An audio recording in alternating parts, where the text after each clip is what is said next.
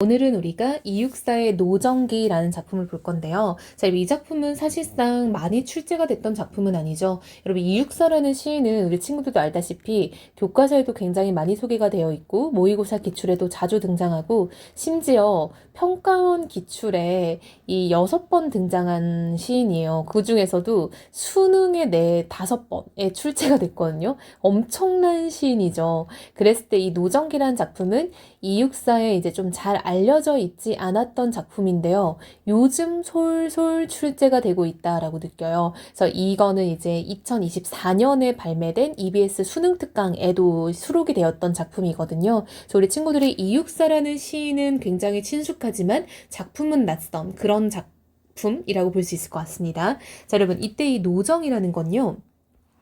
여행을 할 때 어떤 경로, 여정 이렇게 생각하면 될 것 같아요. 노정은 이제 길로자예요. 그래서 여행의 여정을 뜻하는 건데요.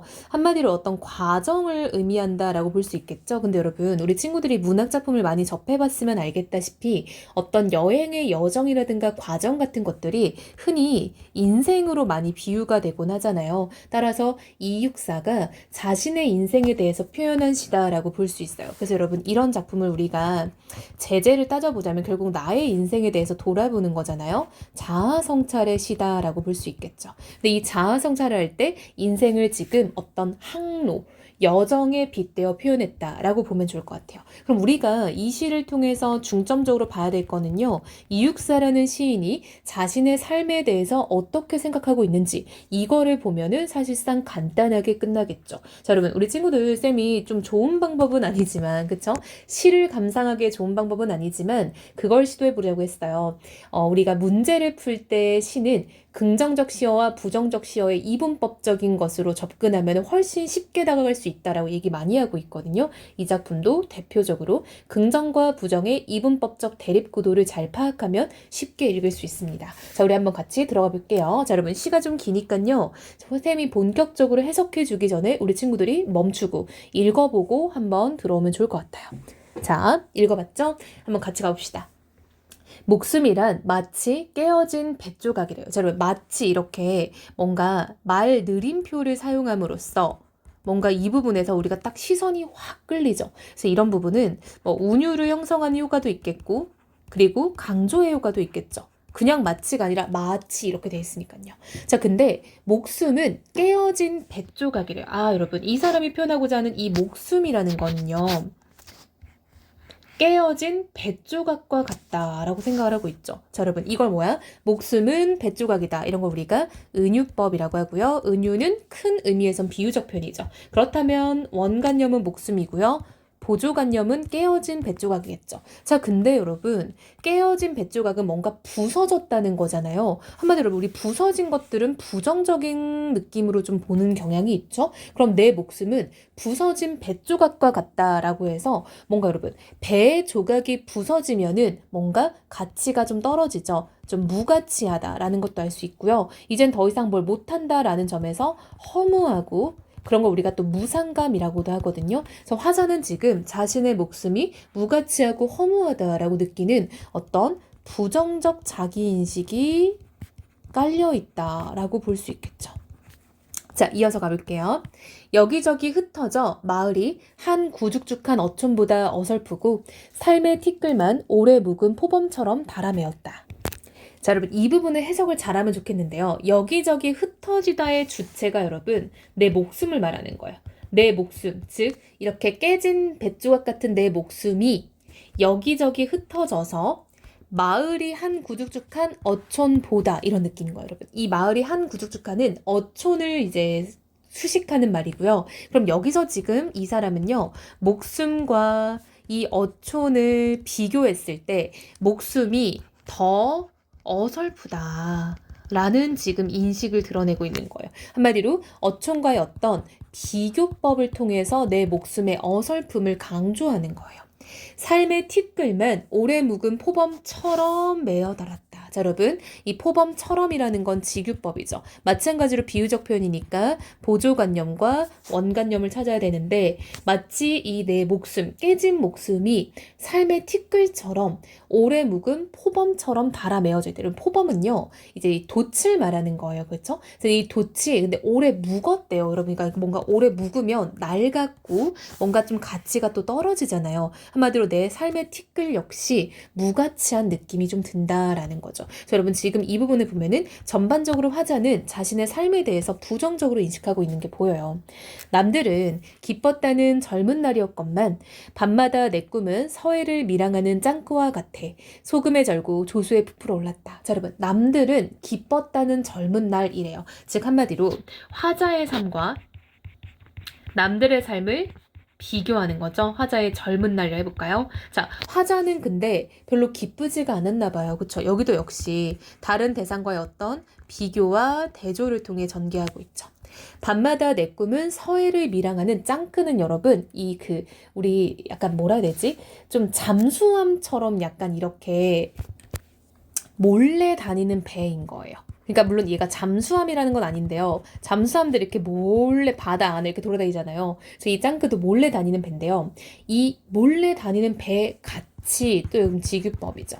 자, 내 꿈이 마치 짱크와 같대요. 뭔가 약간 좀 남들 눈에 띄지 않고 은밀하게 숨어 다니고 이런 느낌인 거죠. 그쵸? 여러분, 이렇게 뭔가 숨어 다니는 삶은 불안함이나 어떤 조금 답답함 같은 것들을 자아내게 하잖아요. 그래서 내 꿈은 뭔가 남들 눈에 띄지 않고 불안하고 답답한 그런 느낌? 소금에 절고 조수에 부풀었다. 그럼 조수는 밀물썰물을 말하는 거죠. 이런 것들에 부풀어 올랐대요. 한마디로 어딘가에 절고 무언가 이렇게 좀 치고 이런 느낌을 지금 표현을 하고 있는 거죠. 그래서 화자는 고난과 시련을 갖고 있었다라고 지금 얘기를 하는 거죠. 항상 흐릿한 밤 암초를 벗어나면 태풍과 싸워가고 전설에 읽어본 산호도는 구경도 못하는 그곳은 남십자성이 비춰주지도 않았다. 자, 여러분, 항상 화자는요, 흐릿한 밤을 지금 뭔가 떠도는 듯한 느낌을 느끼고 있고요.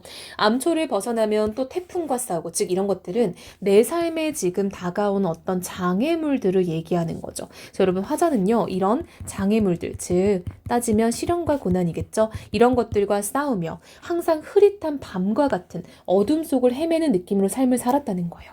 근데 전설에 읽어본 내가 만나보고 싶었던 산호도, 섬을 말하는 거죠. 그런 거는 구경도 못 해봤다. 여러분, 구경도 못 해봤다라는 거는 구경을 하고 싶었다는 거니까 긍정적으로 봐야겠죠.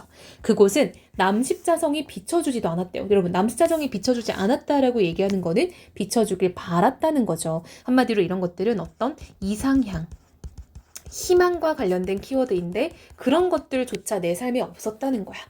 쫓기는 마음, 지친 몸이길래 그리운 지평선을 한숨에 기어오르면 시궁치는 열대 식물처럼 발목을 에워쌌다. 자, 여러분, 쫓기는 마음, 화자는요, 언제나 쫓기는 듯한 느낌으로 살았대요. 부정적이죠. 지친 몸을 가지고 살았고요. 그리운 지평선을 한숨에 기어오르며, 한마디로 내가 이렇게 막 바다를 떠돌다가 지평선, 육지인 거죠. 육지를 그리워해서 내가 그곳을 한숨에 기어오르면 시궁치는 열대 식물이에요. 그러니까 시궁치가 열대식물이 아니고 여러분, 시궁치는 약간 우리 시궁창이란 말 들어봤죠? 그쵸? 시궁창. 약간 뭔가 우리가 막 시궁창 같다라고 표현하는 게 뭐냐면 물이 흘러가다가 어디가 고여서 썩어 있는 그런 부분을 시궁창이라고 해요. 그래서 한마디로 내가 지평선을 한숨에 기어오르면 이런 뭔가 썩은 어떤 물고인 곳 같은 이런 느낌인 거죠. 그래서 이 시궁치라는 것도 진짜로 어떤 시궁치를 말한다기보다는 내 삶을 에워싸는 어떤 고난이라는 거죠. 이러한 고난은 열대 식물처럼 직유법이죠.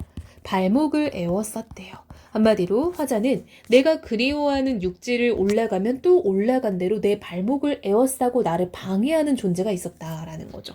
한마디로 화자는 삶이 정말 쉽지 않았다라는 얘기를 계속 하고 있는 거죠. 자, 그럼 여기 보면요.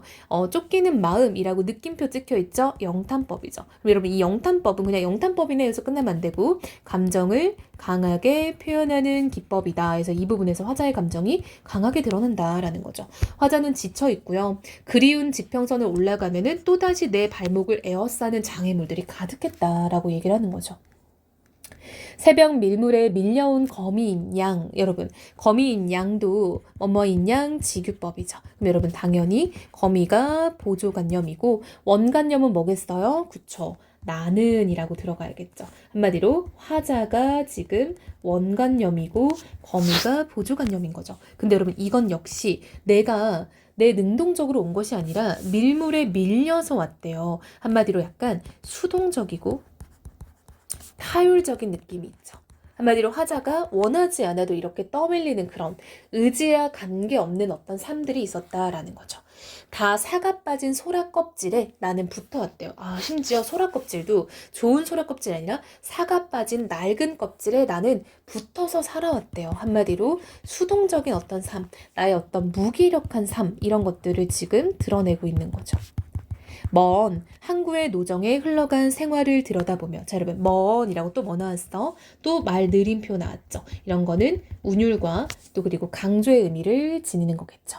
항구의 노정에 흘러간 생활을 들여다보며 라고 해서 바로 이 부분에서 지금 내 삶을 마치 어떤 배의 여정으로 지금 표현하고 있죠. 그래서 이 부분이 바로 삶의 과정을 비유적으로 딱 드러낸 부분이네요. 그런 생활을 들여다보고 있대요. 즉 한마디로 내 지난 날을 들여다보며 나의 삶을 성찰하며 라고 우리가 해석할 수 있겠죠.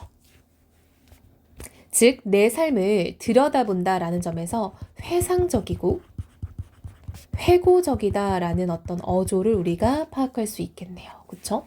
자, 여러분. 시가 뭐 쉽지만은 않아요. 용어들이 조금 어렵다라고 느끼는 부분들이 있을 거거든요. 그래서 그런 부분들을 잘 정리하면 좋을 것 같고요. 자, 이 시의 주제는 뭐겠어요? 그쵸? 삶의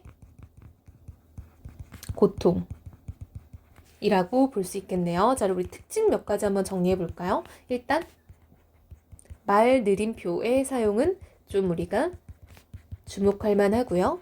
자, 두 번째, 이 부분은 비유적 표현이 굉장히 많이 쓰였다라는 거 알 수 있겠죠. 그래서 이 비유적 표현이 각각 의미하는 바 이런 것들을 잘 확인해 보면 좋을 것 같아요. 어조는 대체적으로 여러분 이렇게 대화하는 느낌 없으면 무조건 독백적 어조입니다. 독백적이고 회고적이고 회상적이고 자신의 삶에 대한 어떤 비관적인 인식이 들어있죠. 애상적이다. 이런 것들을 우리가 체크해 볼 수 있겠네요. 자, 이육사라는 굉장히 익숙한 시인의 익숙하지 않은 작품일 거예요. 그래서 열심히 공부하면 좋겠고요. 이육사의 다른 시들은 보통 의지적이고 굉장히 강인한 시가 많은데 이 시는 약간 화자의 내면이 사실을 보여지는 강인함 뿐만 아니라 조금 여린 내면이 있었을 수 있겠구나라는 걸 파악할 수 있는 시인 것 같아요. 그래서 그런 점에서도 잘 체크해 보면 좋을 것 같습니다.